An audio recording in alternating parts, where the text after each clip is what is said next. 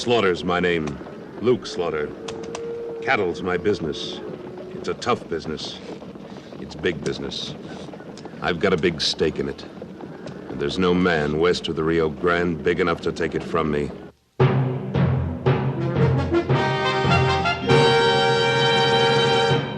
Luke Slaughter of Tombstone.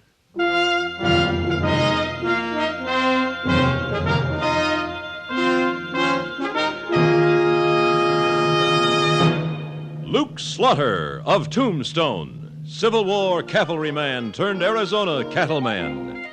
Across the territory from Yuma to Fort Defiance, from Flagstaff to the Huachucas, and below the border through Chihuahua and Sonora, his name was respected or feared, depending on which side of the law you were on. Man of vision, man of legend, Luke Slaughter of Tombstone.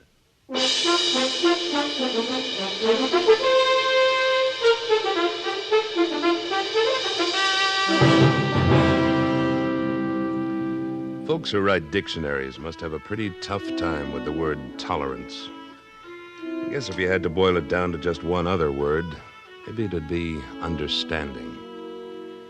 Some of us here in Tombstone found that out when I gave Chief Margano and a few of his Apache braves the loan of a couple of sections of my spread to try their hand at cattle raising. And I got chewed out plenty about it every time I went into town. Well, you call it an experiment, Slaughter. I call it an invitation to those sneaking Apaches to murder you. Well, they're living on my spread. Don't you figure it's my business? Ah, they won't stop with you. Once they smell white blood again, they'll massacre everybody in Tombstone. Look, Mr. Vale, Margano's through making war. He's trying to understand our ways. He's even trying to get his people to adopt some of them. Well, they adopted guns quick enough, but they'll never be cattlemen. This was their country before it was ours. They've got a right to be part of its progress. You can't just shut the Apaches up on a reservation and forget them. No, maybe we can't forget them. But if we drive them back to the Chiricahuas, we'll at least have some warning when they strike. They aren't going to strike. Margano and I have sort of a private treaty. Margano's a senile old fool. You got a private treaty with that trigger-tempered son of his? Lasha? I like him, too. He's intelligent and he's got spunk. Spunk my foot. Luke, I've been looking all over for you. I want you to make the acquaintance of Mr. Henry Fell from back east. Fell, this here's Luke Slaughter, my boss. And this here's Carter Vale, another big man in these parts. Howdy. A distinct pleasure, gentlemen. Indeed it is. So, you're from back east, Mr. Fell. Yes, indeed. Boston. You know, boys, Mr. Fell here can outdraw any man in the place. Well, he can, by golly. Yes, sir. I'd bet a month's wages he can even outdraw you, Luke. I'm afraid neither Mr. Fell nor myself have any special reason for drawing. Well, he's got plenty of reason. Oh, not necessarily against you, of course. He'll take on all comers. You think you could outdraw me, Fell? I have very little doubt of it, Mr. Vale. With what? You aren't even packing an iron. Well, you want to take him on, Mr. Vale? Why, he'll even furnish the weapons. Let's just forget about it, gentlemen. Forget it nothing. Fell may as well learn some of the facts of life in the Arizona Territory. Exactly what I came to do, Mr. Vale, to learn them and record them for posterity. All right. I doubt that you'll ever record this incident, but you can start by trying to outdraw me. With Mr. Fell's weapons? Yep. Hold on. Why spill blood over a silly barroom challenge? Now, you've been implying that I shouldn't mix in your business, Slaughter. Well, this is mine. Well, correct. Now, Mr. Vale thinks he can outdraw Mr. Fell. I and Mr. Fell don't think he can. And the loser buys a round for the house. Splendid. I don't indulge, but I shall be delighted to stand treat if I lose. Oh, you ridiculous little dude. All right, let's see the gun. I'm unwrapping the weapons. Nobody mentioned guns. You draw with these, Vale, and here's yours, Fell. Paper and a piece of charcoal. What is this? Why, a outdrawing match. 1, 2, 3, draw. We should have both been wise to Wichita, Vale. He's got a sense of humor like a cow buffalo. Watch Mr. Fell, Luke. Ain't he the cleverest? Nose flaring, lips tight. chin, craggy, powerful. Hey, wait a minute. Is that supposed to be... Hurry up and draw something, Vale. He's almost done. I'll be doggone, Vale. It's a spitting image of you. There we are. Yeah. Well, looks like you're stuck for the drinks, Mr. Vale. Well, now, look here. When a man challenges me to... if anybody thinks this is a laughing matter... Well, now, there is no offense intended, sir. You are more than welcome to the little sketch, and I shall be delighted to purchase the libations. I don't welch my bets. Frank, set him up for the house. Come on, boy. You're a good sport, Vale. And it's mighty good likeness, too. Well, I guess I will take the picture home with me, Fel. Mrs. Vale is, well, women sometimes enjoy a doodad like this. Luke, you know what Mr. Fell's doing here in Tombstone? Yeah, keeping you in free drinks. No, sir, he's... well, that too. But he come west to paint engines. Yeah, well, the engines do their own painting with war paint. Slaughter and I were just talking about that. We weren't getting anywhere either. War paint. I understood that the treaties with the Apaches were working out nicely. They are, when the white men live up to them. Well, that is practically treason against your own race, Slaughter. If it's treason to compare some members of my own race with Indians like Cochise and Margano, well, I'm guilty. Tell us a little more about what you plan to do, Mr. Fell. Well, I want to paint the strong Indian faces, their customs, the way they live. The people back east have some amazing misconceptions about them. So has Slaughter. He trusts them. I'm trying to understand them. Anyway, Mr. Fell, there are some very interesting and colorful Apaches living on my spread. You'll have models for all the painting you want to do. And the Apaches will have a brand new candidate for buzzard bait.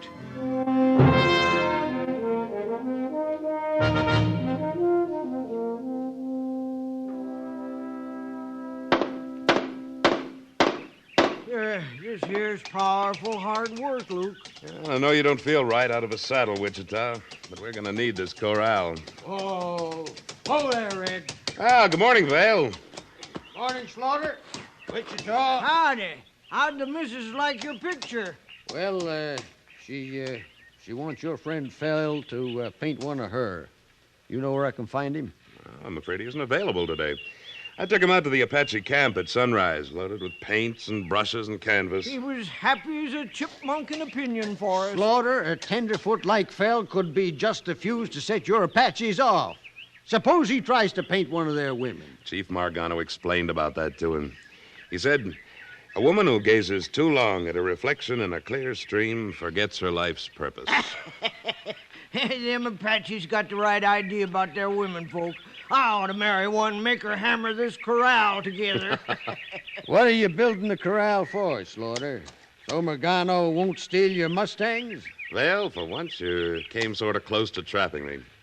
I'm going to try to improve the range Mustangs with some Morgan breeding stock. I figure there's no use tempting Lasher and his young buck friends way beyond their conception of our property laws. You and your fancy talk about your Apache friends. You don't trust them any more than I do. Sure I do. I just don't expect them to understand a whole new code of ethics overnight. Hey, somebody's sure pounding a lot of leather. Yeah, it sounds... Look, Wichita, it's Fell on that little roan we left out there for him. Well, I never thought a dude like him could ride... Slaughter, he's in trouble. I got it. Steady. Oh, steady. Wichita, help him off. Sure. Wait, Mr. Fell, what happened? Your clothes is ripped. That mare's lathered up like you was going to shave her. Yeah, that's all right, I guess. I saved most of my paints from this canvas. Mr. Slaughter, those Indians are far from friendly. What? They set upon me. The one you call Lasher and another red-skinned blackguard. I told you they'd do it, Slaughter. They'll be coming after us if we don't go after them first. Hold it, Vale. Let's find out what started the trouble. Nothing I did, I assure you. I was painting a portrait of the old chief with his permission. Lasher and this other young buck came up and he took one look and knocked me to the ground. Well, how'd you get away? Well, for the moment, the old man seemed as surprised as I was. This Lasher rushed to him, started a jabber in what I assume was Apache, and I wrenched loose, grabbed what I could, and somehow mounted this horse. Fortunately, the Indians' horses were still hobbled. The miserable, sneaking cowards tried to murder you in cold blood. Don't be too sure. Maybe this was Lasher's idea of a prank. Oh, I doubt that. Lasher's friend, who I eluded with the aid of an elbow to his Adam's apple, was holding a knife to my throat at the same time. Hey, that is a nasty cut on your arm. Well, that was a nasty knife. You'll have to take care of that wound right away. This the picture you were painting? Yes, it's a bit the worse for wear, but I can repaint the smears. Well, that's Margano's profile, all right. Except you made him look almost decent. All right, Slaughter. I'll head for Tombstone and get the men together. What for? What for? To drive those Apaches back to the Chiricahuas. If there's any left when we finish with them. This happened on my property. As soon as I get Fell fixed up, I'll ride out and get the whole story. A white man has been attacked. It doesn't matter whose property it happened on. It's a matter of defending the community now. You listen to me, Vale. You fire a shot or even go near Marcano. Dig sand, men. It's an engineer. Get that stack of rails. Crawl for it. Up there on the rise, a mounted Apache. Vale, don't fire. Try and stop me. I'll have to. Keep his gun for him, Wichita. Oh. Lasher, What's name, Slaughter? have you gone loco? I've come from White Eye's picture maker. I will not harm you. Are you alone? I am alone. Then drop that bow and ride to me. Send White Eyes Fell to me. He is our enemy. Enemy? Lasher, either parley like a man or send your father. I warn you, Hustin Slaughter. Turn Fell loose or I will come back with my braves and take him. I wouldn't try that. I give you until the sun is at its highest. Then we'll come back for the White Eyes. We only got till noon, Luke. There's 20 braves in the camp, and plenty of them got rifles. Vale could round up more men than that. But I'm not going to let this turn into war. Luke, did you ever stop to think that maybe you could be wrong about Injuns?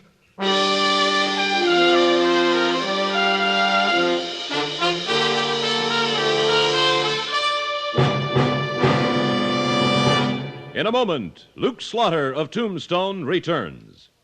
This is Bud Sewell with official results on the automobile competition the whole industry watches every year, the famous Mobile Gas Economy Run.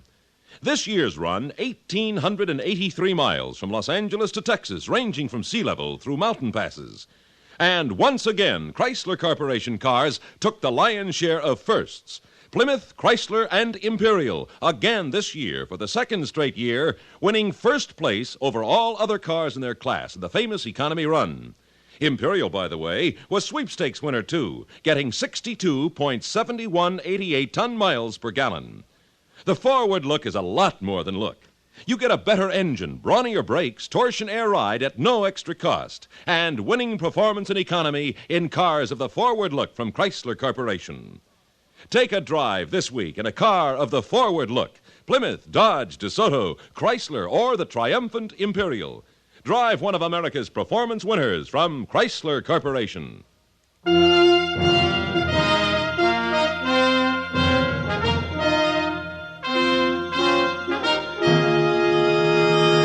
And now, Act Two of William N. Robeson's production of Luke Slaughter of Tombstone.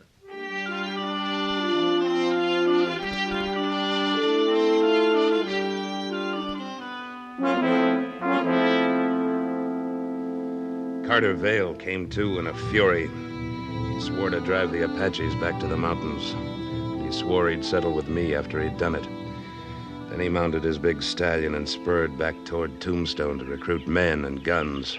Luke, he's mad enough to eat the devil with his horns on. And I ain't so sure he ain't got a case. He will have, if Lasher brings his braves back to take Fell. If I had incited those Indians, I'd tell you, Mr. Slaughter, but I assure you I was attacked without provocation. Let me see your painting of Chief Margano again, Fell. Whatever you're gonna do, Luke, do it pronto. Well, this is good. You've captured the strength of his profile, and courage in his eye. This ain't no time to act like one of them art critic dudes. We're 2 hours away from being caught in a war. I once saw the funeral rites for an old chief of the Chitimacha tribe in the Louisiana Territory. His son was very much concerned about the way the body was laid out on the funeral pyre, so that when the dead warrior met the Great Spirit... Fell, Could you make another portrait of Margano from memory, posed as I tell you? Certainly. I have his features fixed in my mind. I wouldn't need a model. Let's go up to the house, then. You've got a picture to paint.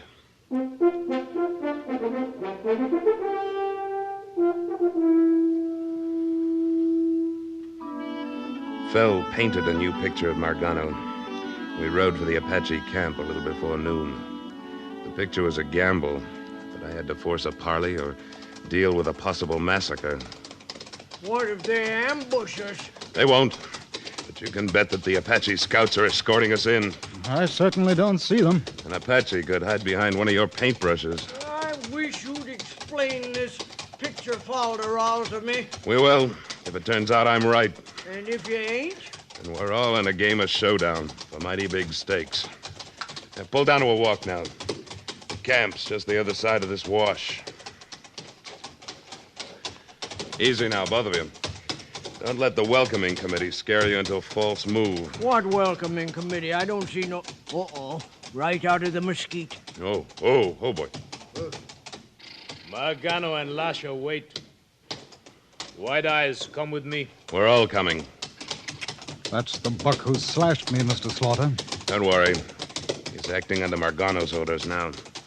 It appears like we beat Vale here, anyhow. Not by much. See that Indian riding up to the edge of the mesa? Yeah. He's telling Lasha and old Margano something in sign language. White riders coming. Bound to be Vale and the men. Did anyone ever surprise an Apache? Never twice. Plenty far now. Whoa there. What? Ooh. Dismount, men. Wichita, unbuckle your belt and let your guns drop, like I'm doing. But you... Do it. Margano, we come in peace. What of the others who ride toward us? I want this young brave in Wichita to ride out and meet them with a white flag. We'll use your shirt for that, Phil. I gotta surrender without even my gun? My chief. Get started, Wichita. And make sure that Vale's men walk their horses into this camp. Sure, all right, Luke. Now, Margano, Lasha, suppose you meet us halfway. We want no parley. Give us White Eyes without a shirt. Lasha, you insult me when you insult my friend. Now walk towards us, both of you. Lasha will avenge his father. Avenge him for what? Your father is just as I saw him this morning. My son says, little man who draws with colored stick, tell lies to Great Spirit about Margano. Your son is wrong. I do not tell lies. You speak with a tongue that has no wisdom. You strike out like a child who can't reason. I am a man. I've killed Zuni warriors and Yaqui warriors. I have told my son that killing can no longer be the way of the Apache. He replies that even white men kill to avenge a wrong. The wise white man and the wise red man make sure a wrong has been done before they kill. Nothing should be decided in the heat of anger. We've parleyed too long. White picture make it tell lies to Great Spirit. Order! You're handling this like a... Hold it right there, Vale. Where are the rest of your men? Where they can cover this place with their guns if you've crawled your way into a trap. I explained that you sent out the white flag, Luke. And don't ask me to drop my guns. I don't aim to die before I pump some lead myself. We've been having a little talk about hotheads. And now that the place is crawling with them, Mr. Fell and I'll show you how wrong you all are. Margano, Hastine Fell has a gift for you. I am not softened by a gift from one who lies. Fell does not lie. His gift is the rolled white cloth he carries. Give it to your Apache friend, Mr. Fell. Do not touch it, my father. Take it, Margano. It's your likeness. The likeness Hastine Fell had not yet finished when your son so stupidly attacked him. No, do not look upon it. All right, I'll make you look at it. Oh, my own son has told...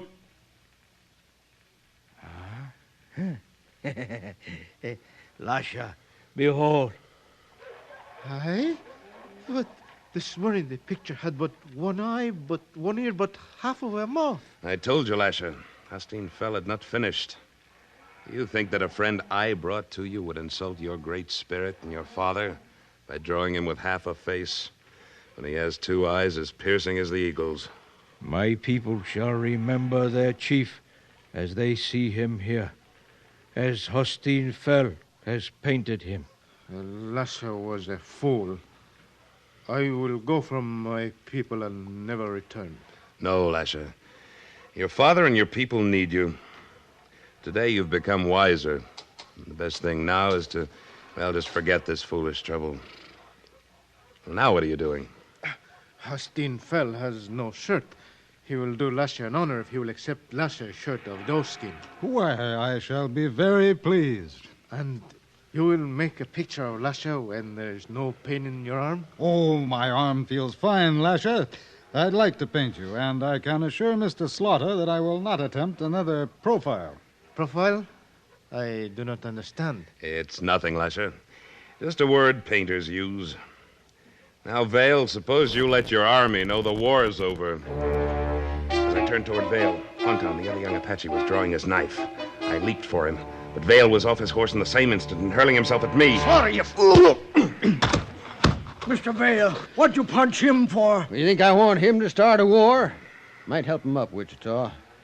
Anton, you go ahead and throw your knife. What?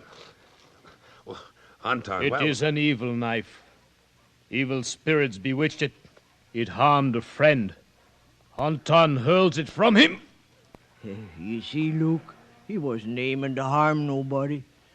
You claim to be such an expert on Apache customs, Slaughter, and an expert on hotheads. And now we're square for the punch you landed on me this morning. Right? Right, Vale. I've been spouting about how tolerance and understanding are pretty much the same thing.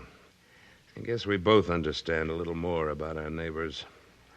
And if your jaw feels like mine, I guess from now on we're going to be a lot more tolerant of each other.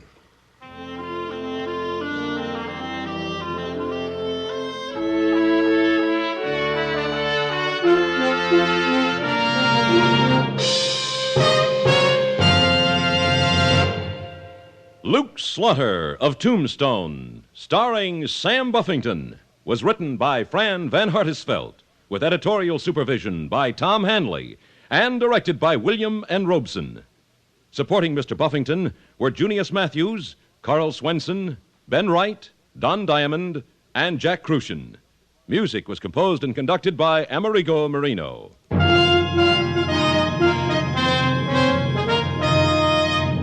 I couldn't sleep that night and nothing. My mother said, "What was the matter with you? It looks like something wrong." I said, "Nothing." Nothing, he said. But there was something wrong. That night in the park, this boy and his juvenile gang had stabbed and beaten another teenager to death. The victim, Michael Farmer, son of a fireman. He was a very courageous, spirited boy. He was athletic. He was an excellent student, and we had great plans for his future. It's a hard thing to realize that there is no future any longer. For Michael Farmer's father, the future is blank. But for the rest of us, what implications does this crime hold? Tomorrow night, on most of these stations, CBS Radio's Unit 1 probes the causes and effects of the brutal New York gang murder for which 4 teenagers have just been tried and convicted. You'll hear gang members, police, parents, all probing for an understanding of the tragedy as Edward R. Murrow narrates Unit 1's penetrating study, Who Killed Michael Farmer? Tomorrow night.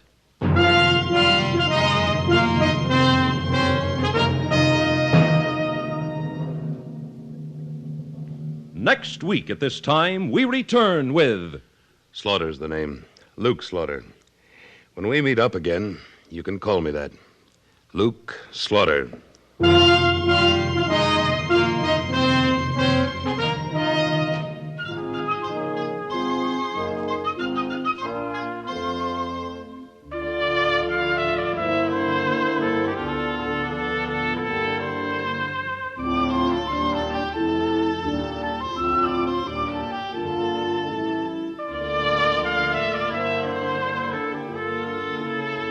This is the CBS Radio Network.